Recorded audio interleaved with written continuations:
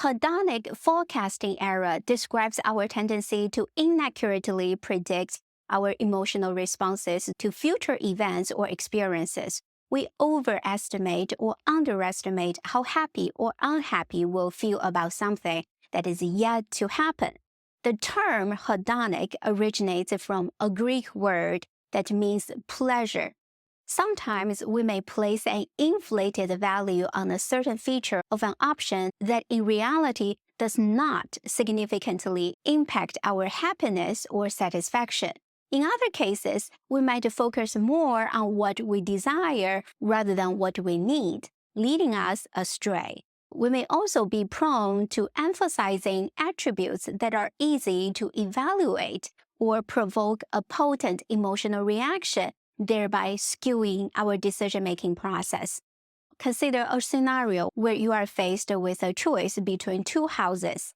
House A, a spacious house, but with a long commute to work. House B, a slightly smaller house, but it's conveniently located with a brief commute to work. Let's assume that you have to be physically in your office every workday.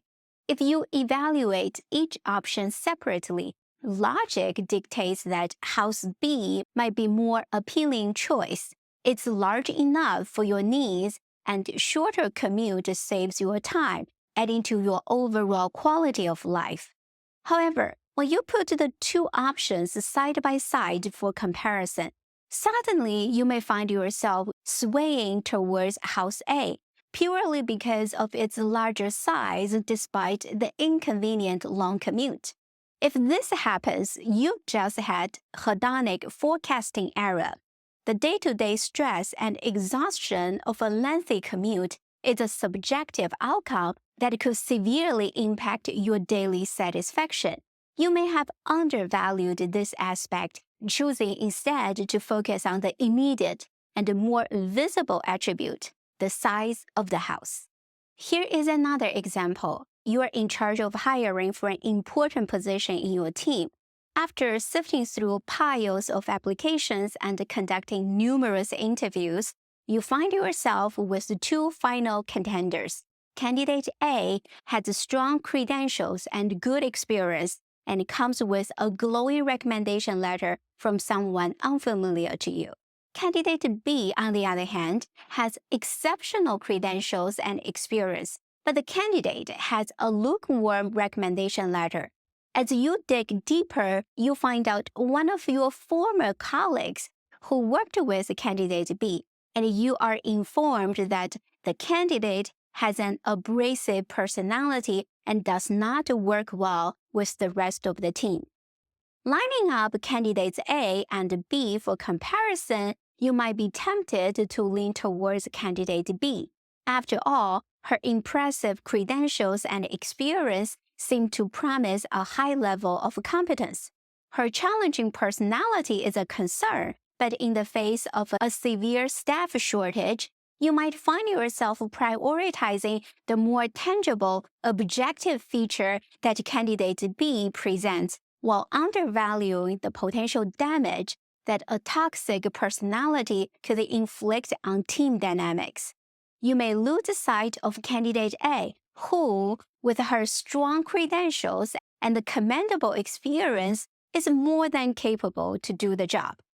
Now let's look at how hedonic forecasting error influence our happiness.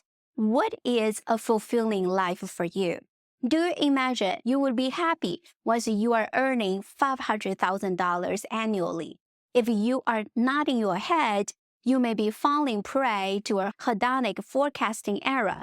You may have placed an excessive emphasis on the dollar size while neglecting your emotional well-being. Your emotional well-being is the emotional quality of your everyday life, marked by the frequency and intensity of feelings like joy, stress, sadness, anger, and affection. It's your health and social connections, rather than income, that play an important role in shaping your emotional well-being. In fact, income only influences your emotional well-being up until an annual salary of $75,000. Beyond that point, Your happiness hinges more on the state of your health and relationships rather than your bank account balance. You may envision an upcoming promotion as a ticket to happiness and fulfillment, picturing increased influence and recognition. Have you thought about the added stress, longer hours, and the increased responsibility that accompanies the higher position?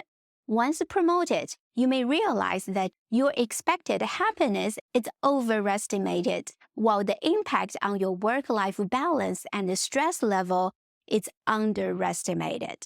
Start observing your decision-making process and those of others around you. See if you can spot instances of hedonic forecasting error. Please feel free to share your comments below. Thanks for watching. I'll see you next time.